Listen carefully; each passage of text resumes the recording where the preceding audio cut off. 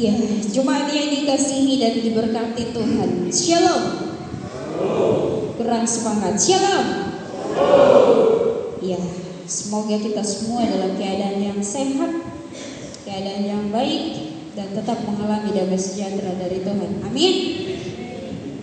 Ya, meskipun pergumulan juga tetap ada ya, karena memang hidup itu tidak selamanya bahagia.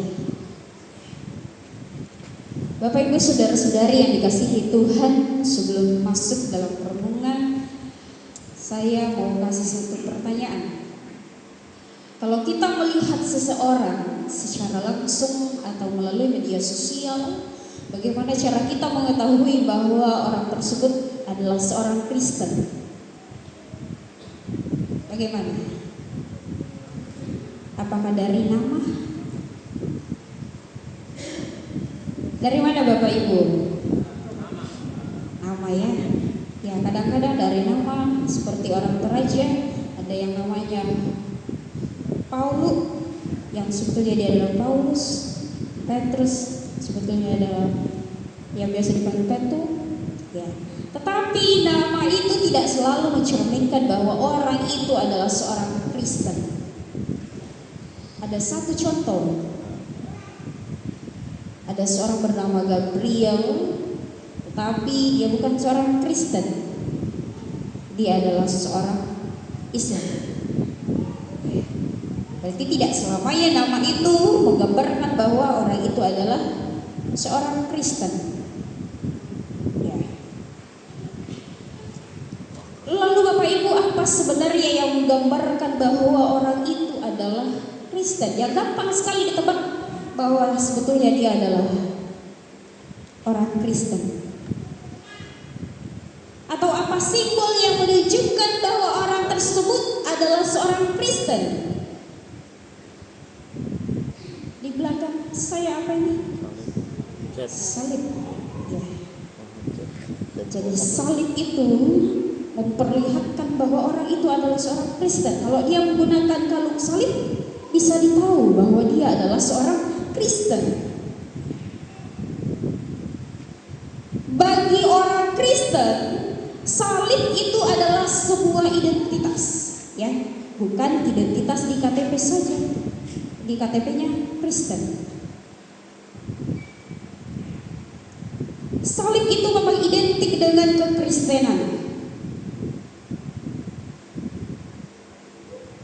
Dan mungkin ada di antara kita yang menggunakan kalung salib.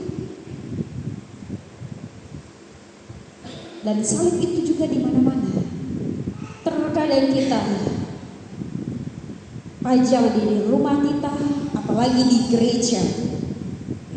Tetapi jangan kita berkata bahwa hanya orang yang menggunakan salib yang disebut sebagai orang Kristen.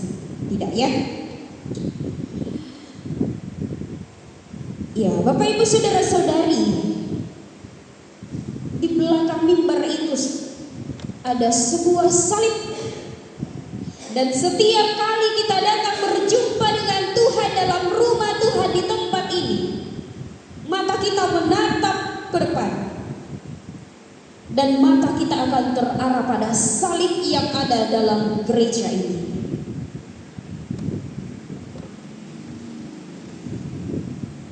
Bagi kita orang yang percaya kepada Tuhan, salib itu bukan hanya sekedar kayu, tetapi pusat dari kehidupan.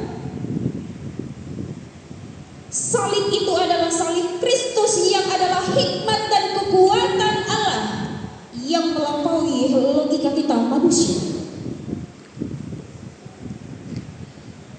Dalam pembacaan kita pada 1 Korintus pasal 1 ayat 18 sampai ayat yang ke-31, Paulus menyebutkan bahwa ada dua respon mengenai pemberitaan tentang salib. Yang pertama, salib itu adalah sebuah kebodohan.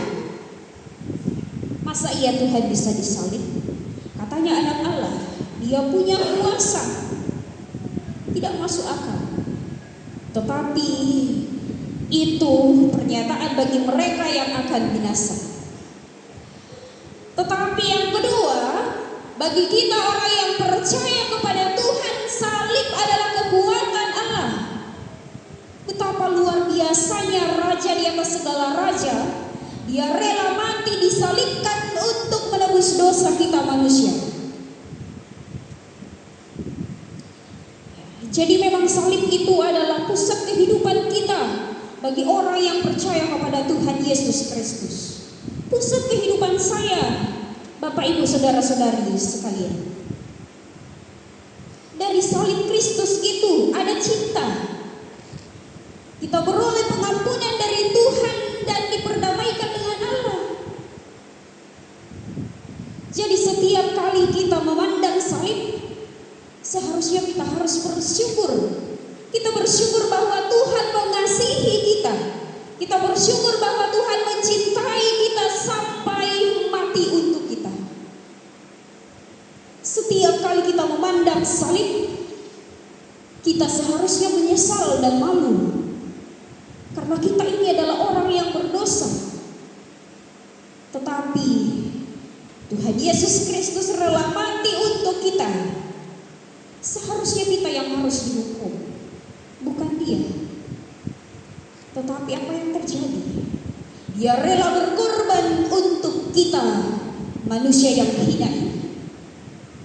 Tetapi Bapak Ibu, bukan berarti kita datang bersujud di depan salib.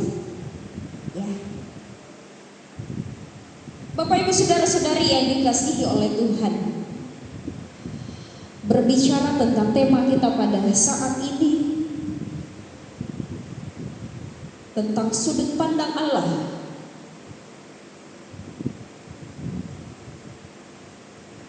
Atau dalam bahasa Toraja, benang pentirona puang matua. Sudut pandang dalam hidup kita itu menentukan cara kita untuk bertindak. Itu menentukan cara kita untuk mengambil keputusan dan bahkan mempengaruhi gaya hidup kita, terutama dalam perkataan dan perbuatan kita. Apakah sudut pandang kita selama ini sesuai dengan sudut pandang Allah?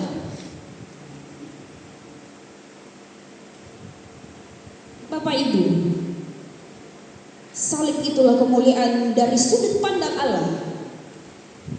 Bahkan seringkali kita menyanyikan lagu tentang salib Tuhan Allah, menggantungkan salib dalam rumah kita, dalam gereja kita, bahkan kita jadikan sebagai perhiasan dalam tubuh kita.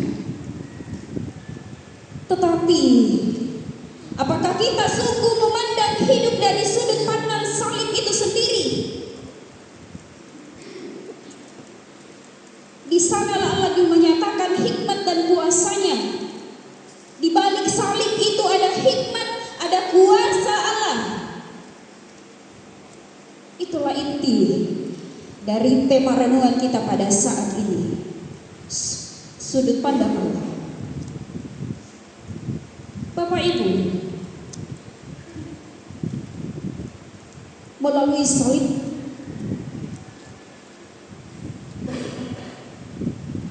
Allah tidak memilih jalan yang tinggi.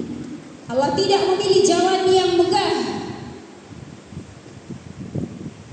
yang seperti dunia kehendaki. Tetapi Ia justru memilih memakai kelemahan untuk menunjukkan kasih-Nya.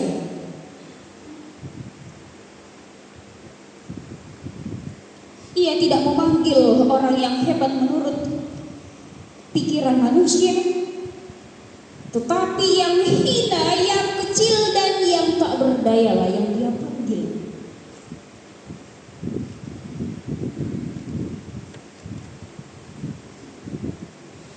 Melalui pengorbanannya di kayu salib, itu menunjukkan bahwa semua yang kita punya hanyalah anugerah. Dan melalui pengorbanannya di kayu salib, itu menunjukkan bahwa bukan kita yang mencari Allah, tetapi Allah sendirilah yang mencari kita, yang turun mencari kita melalui pengorbanannya di kayu salib. Bukan karena kita layak,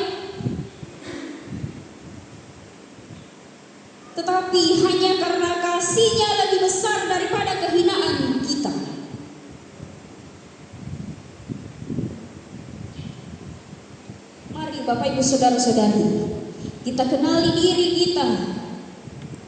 Kita ini adalah manusia yang hina, manusia yang penuh dengan dosa, tidak punya kuasa.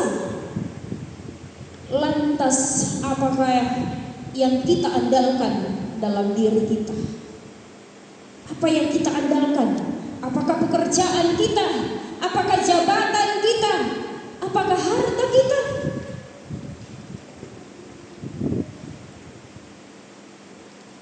Bukan itu. Bukan itu yang harus kita andalkan dalam diri kita. Tetapi yang harus kita andalkan adalah Tuhan Allah kita.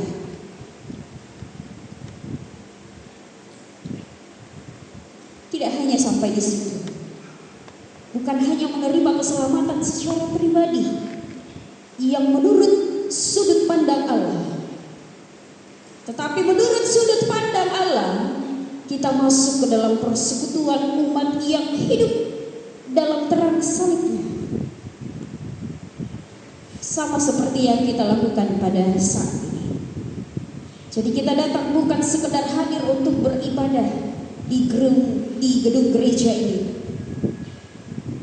tetapi kita mau menjadi umat yang memuliakan Allah dalam hidup kita.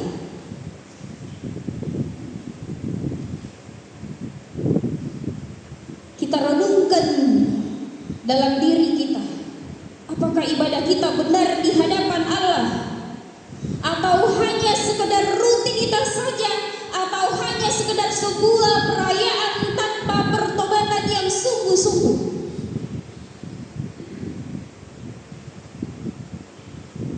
Ya, mungkin kita masih berpikir bahwa hari ini hari Minggu saya mau pergi gereja, saya bertobat, besok saya lakukan lagi, minggu depannya bertobat lagi. Ya, tidak seperti itu.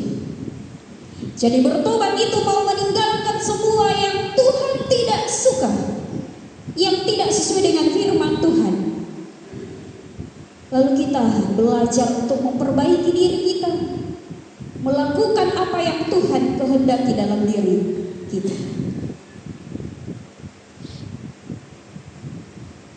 Ya, Bapak Ibu Saudara-saudari yang dikasihi Tuhan, dalam pembacaan kita tadi Mazmur, kitab Mazmur dan kitab Mika menegaskan bahwa ibadah sejati bukan tentang liturginya, bukan tentang apa yang kita persembahkan, melainkan pada hidup yang adil, hidup setia dan rendah hati. Dan melalui ibadah itu menunjukkan sebagai respon kita terhadap anugerah Allah. Sanggupkah kita membalas semua yang Tuhan sudah berikan dalam hidup kita? Sanggupkah kita membalas semua yang Tuhan sudah lakukan dalam hidup kita? Tentu tidak.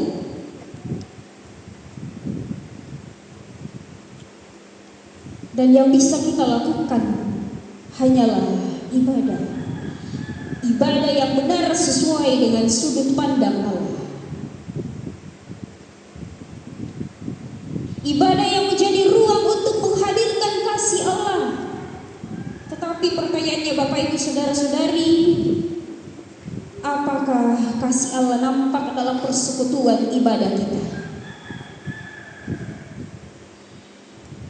Apakah persekutuan kita dalam ibadah ini tidak terhalang oleh ego kita? Tidak terhalang oleh pertengkaran, tidak terhalang oleh menganggap diri paling hebat, paling wow.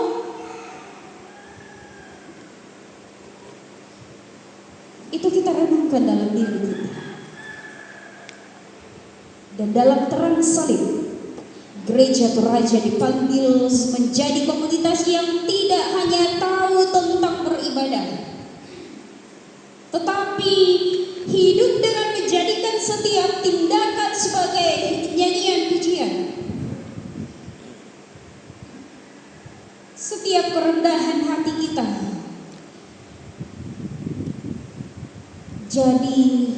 dijadikan sebagai cermin dari hikmat Allah. Tidak seperti jemaat di Korintus dalam pembacaan kita di pasal 1 ini terjadi perpecahan. Terjadi perpecahan di dalam jemaat, hidup berkelompok. Bukan itu yang Tuhan mau. Tetapi yang Tuhan mau sesuai dengan sudut pandangnya adalah ibadah yang benar. Ada kasih di dalamnya.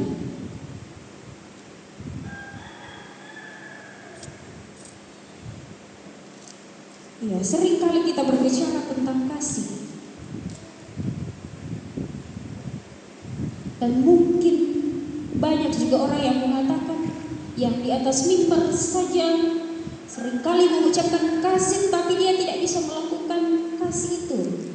Bapak Ibu saudara-saudari, kita tidak tahu apa yang mereka lakukan dalam hidup mereka. Kita hanya bertemu sepintas saja. Kita tidak tahu apa yang mereka lakukan. Kita tidak tahu bagaimana mereka melakukan kasih itu terhadap sesamanya. Jadi yang harus kita lakukan adalah kita sadari diri kita saja sendiri. Kita sadari bahwa apakah saya sungguh-sungguh memberikan kasih kepada orang. Tidak perlu kita mengurusi orang lain. Karena mereka semua punya cara tersendiri untuk menyalurkan kasih. Lalu bagaimana dengan hidup kita? Apakah kita termasuk orang yang hidup berbahagia menurut sudut pandang Allah? Hidup berbahagia adalah mereka yang selalu menyambut Yesus dengan hati yang terbuka, dengan penuh harapan. Kebahagiaan itu bukan hasil usaha kita sebagai manusia, tetapi itu adalah buah dari kasih karunia Tuhan. Bukan karena kita hebat, tetapi itu hanya kasih karunia Tuhan. Sekalipun kita ini dalam keadaan yang rapuh, namun pada kenyataannya di dalam kehidupan manusia seringkali mengukur hidup itu dari keberhasilan, seringkali mengukur hidup itu dari nama besar, atau bahkan harta yang ditinggalkan sebagai warisan. Itu dari sudut pandang manusia. Tetapi kebahagiaan dari sudut pandang Allah adalah hidup yang sederhana, adil dan setia. Hidup yang tidak selalu dilihat orang, tetapi dikenal baik oleh Tuhan, bukan dikenal baik oleh manusia. Namun yang sering terjadi di dalam kehidupan kita, kita berusaha untuk melakukan apa yang menurut orang lain baik. Kita mau terlihat baik di depan orang, sehingga apapun kita mau melakukannya. Demi apa? Demi pujian, demi tepuk tangan dari orang. Itu kebahagiaan menurut sudut pandang manusia. Namun Bapak Ibu saudara-saudari, hidup yang berbahagia menurut sudut pandang Allah sendiri adalah sekalipun berjalan di jalan yang sempit dan tidak ada yang melihat, apalagi memuji.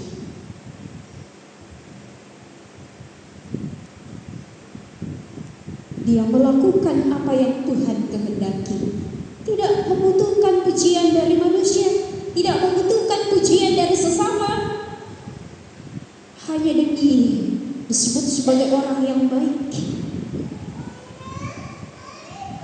Mari kita belajar sesuai dengan sudut pandang Allah, bahwa sekalipun kita berjalan di jalan yang sempit, tidak ada yang melihat, tidak ada yang memuji, tetapi Tuhan mengenal kita sebagai orang yang baik. Bukan manusia yang mengenal kita sebagai orang yang baik. Jadi Bapak Ibu saudara-saudari yang dikasihi oleh Tuhan, marilah kita hidup dalam cara pandang Allah dengan meneladani jalan kerendahan hati, meneladani keadilan dan kesetiaan yang bersumber dari salib Kristus, bukan dengan sudut pandang manusia. Sekali lagi, kita ini adalah manusia yang hina, manusia yang penuh dengan dosa. Kita tidak punya kuasa. Hanya Tuhan Yesus Kristus sendirilah yang punya kuasa itu. Demikianlah firman Tuhan. Kiranya firman Tuhan ini boleh menguatkan kita, boleh kita renungkan kembali dalam kehidupan kita, dan boleh kita praktekkan di dalam kehidupan kita. Terpujilah Tuhan. Haleluya. Amin.